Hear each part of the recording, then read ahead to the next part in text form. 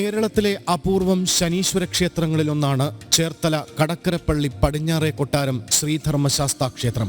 ശനീശ്വര പ്രീതിക്കായി പേരുകേട്ട ക്ഷേത്രത്തിൽ ശനിദോഷമുക്തിക്കായി നാടിന്റെ നാനാഭാഗങ്ങളിൽ നിന്നും ഭക്തരെത്തുന്നു. നെയ്വിളക്കും കളഭാഭിഷേകവുമാണ് ക്ഷേത്രത്തിലെ പ്രധാന വഴിപാട്.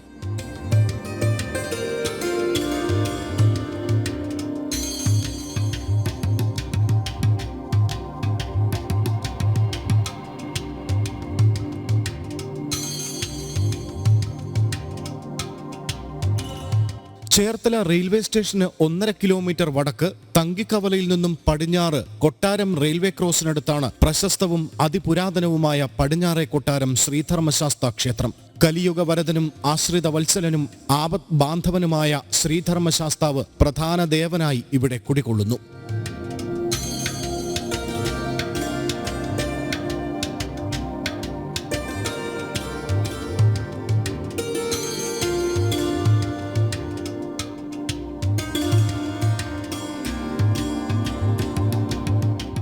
ഏഴരശനി, കണ്ടകശനി, ജന്മശനി തുടങ്ങിയ ദോഷങ്ങൾ മൂലം വലയുന്ന ഭക്തർ ശനിദോഷമുക്തിക്കായി ക്ഷേത്രത്തിലേക്കെത്തുന്നു. കലിയുഗത്തിൽ ശനിദോഷം കൊണ്ട് ഉലയുന്ന എല്ലാ ഭക്തജനങ്ങൾക്കും നാടിൻ്റെ നാനാഭാഗങ്ങളിൽ നിന്നും പ്രത്യേകിച്ച് ആഴ്ചയിൽ ശനിയാഴ്ച ദിവസം എത്തുന്ന ഭക്തജനങ്ങൾക്ക് അവരുടെ ശനിദോഷം ഒഴിപ്പിക്കുന്നതിന് അല്ലെങ്കിൽ മാറ്റുന്നതിന് വേണ്ടി ശനീശ്വരന് പ്രത്യേകമായി നെയ്വിളക്ക് തെളിക്കലും അതുപോലെ തന്നെ നീരാഞ്ജന തെളിക്കലും അതുപോലെ തന്നെ ശനീശ്വരൻ്റെ ഇഷ്ടനിവേദ്യമായ ഇടിച്ച് പിഴിഞ്ഞ് പായസം നൽകിയും അഷ്ടാഭിഷേകം പോലുള്ള പ്രധാന വഴിപാടുകൾ നടത്തിയും ഭക്തജനങ്ങൾ അവരുടെ അനുഗ്രഹ പ്രീതിക്കായി എല്ലാ കാര്യസാധ്യതയും ഇവിടെ വന്ന് പ്രാർത്ഥിക്കുന്ന ഭക്തജനങ്ങൾക്ക് ലഭിക്കുന്നുണ്ട്.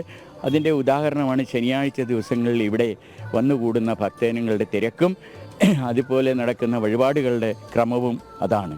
ക്ഷേത്രത്തിലെ ആദ്യ പ്രതിഷ്ഠാസങ്കല്പമായ ശ്രീ ഭഗവതി മംഗല്യദോഷത്തിനും നെടുമാംഗല്യത്തിനും ഐശ്വര്യ അഭിവൃദ്ധിക്കുമായി അനുഗ്രഹവർഷം ചൊരിഞ്ഞ് പാൽക്കടലിന് അഭിമുഖമായി കുടികൊള്ളുന്നു. ധർമ്മശാസ്താവിന്റെ ശ്രീമൂലസ്ഥാനത്ത് പരമശിവനും ഗണപതിയും കുടികൊള്ളുന്നു.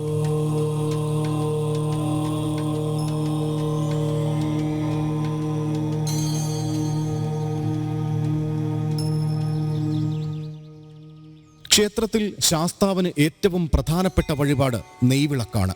പുഷ്പാഭിഷേകവും കളഭാഭിഷേകവും ഭസ്മാഭിഷേകവും നെയ്വിളക്കും മറ്റ് പ്രധാന വഴിപാടുകളാണ്. മണ്ഡലകാലത്ത് 41 ദിവസവും പ്രത്യേക പരിപാടികളാണ് ക്ഷേത്രത്തിൽ നടക്കുന്നത്.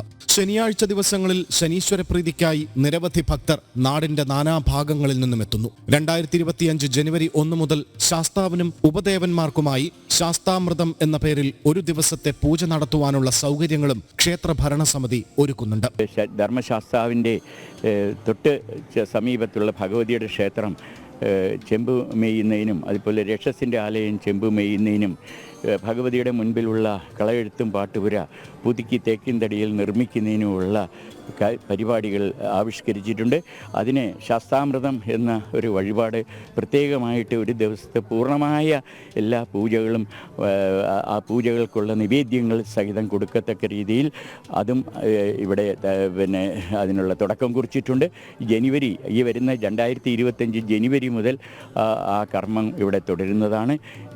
എല്ലാ പ്രകാരത്തിലും ഈ ക്ഷേത്രത്തിൽ വന്നെത്തുന്ന ഏത് ഭക്തർക്കും ശനിയുടെ ദോഷം അകറ്റുന്നതിന് പ്രത്യേകമായിട്ട് സാധിക്കുന്നുണ്ട്. അത് ഈ ഇവിടുത്തെ ഭക്തജനങ്ങളിൽ നിന്നും മനസ്സിലാകുന്നുണ്ട്. എല്ലാ നിലയിലും ഈ ക്ഷേത്രത്തിൻ്റെ ഉന്നതിക്ക് വേണ്ടി പ്രവർത്തിക്കുന്ന ഭക്തജനങ്ങൾ ഈ നാട്ടിൽ മുഴുവനായിട്ടും ഉണ്ട്. അവർ ജാതി മതഭേദമന്യേ എല്ലാവരും ഈ ക്ഷേത്രത്തിൽ ശനിയാഴ്ച ദിവസങ്ങൾ പ്രത്യേകമായി നടക്കുന്നു. എല്ലാത്തിനുപരിയായി അന്നദാന പ്രഭുവായ ധർമ്മശാസ്താവിൻ്റെ ഈ മണ്ണിൽ എല്ലാ സന്ദർഭങ്ങളിലും എന്ത് പരിപാടി നടത്തിയാലും അതോടൊപ്പം അന്നദാനം നൽകാറുണ്ട്.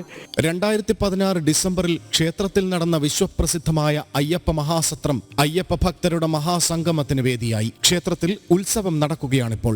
ഡിസംബർ 10 കൊടിയേറിയ ഉത്സവം 17 സമാപിക്കും. 10 കൊടിയേറി 17 ആറാട്ടോടുകൂടിയാണ് ഉത്സവം സമാപിക്കുന്നത്. അന്നേരം അതിനിടയ്ക്ക് എല്ലാ ദിവസങ്ങളും ആദ്യത്തെ കൊടിയേറ്റിന് തലേ ദിവസം ഇവിടെ ഒരു ദേശതാലപ്പൊലിയുണ്ട്. ദേശതാലപ്പൊലി കഴിഞ്ഞിട്ടാണ് കൊടി കയറുന്നത്. അത് കഴിഞ്ഞിട്ട് പിറ്റേ ദിവസം മണികണ്ഠൻ ട്രസ്റ്റ് എന്നൊരു ട്രസ്റ്റ് ഉണ്ട് ഇവിടെ. അവരുടെ വകയായിട്ട് കൊടിമരം ഇത് കൊടിയേറ്റ് സദ്യയുണ്ട്. അതിൻ്റെ പിറ്റേ ദിവസം ശ്രീധർമ്മശാസ്ത്ര സേവാ സംഘത്തിൻ്റെ അകസാണ്. അവർ അശ്വതി ഊട്ടെന്ന് പറഞ്ഞിട്ട് ഇവിടെ ഒരു ഉച്ചയ്ക്ക് അശ്വതിയുടെ അന്ന് ഉച്ചയ്ക്ക് സദ്യയുണ്ട്. മറ്റുള്ള എല്ലാ അമ്പലത്തിലെ എല്ലാ പ്രധാന വഴിപാടുകളെല്ലാം അന്ന് നടക്കുന്നുണ്ട്. അതുകൂടാതെ അശ്വതി, ഭരണി, കാർത്തിക, മകയിരം ഈ 3 അകസുകളാണ്. അകസ് ഓരോ കുടുംബക്കാരും ട്രസ്റ്റുമായിട്ട് നടത്തുന്നതാണ്. അത് കഴിഞ്ഞിട്ട് മെയിൻ ഉത്സവമാണ് തിരുവാതിര. ഇത്തവണ വൃശ്ചികത്തിലാണ് തിരുവാതിര വന്നിരിക്കുന്നത്. എന്താ ഞാൻ ഇവിടെ ആറാട്ടാണ് നാളെടുത്ത് അതിൻ്റെ പുറകോട്ടാണ് കൊടിയേറ്റ് വരുന്നത്. അതുകൊണ്ട് ഇത്തവണ സാധാരണ വരുന്നത് ധനുമാസ തിരുവാതിരയാണ്. ആ തിരുവാതിര ഇവിടെ ആഘോഷിക്കാറുണ്ട്.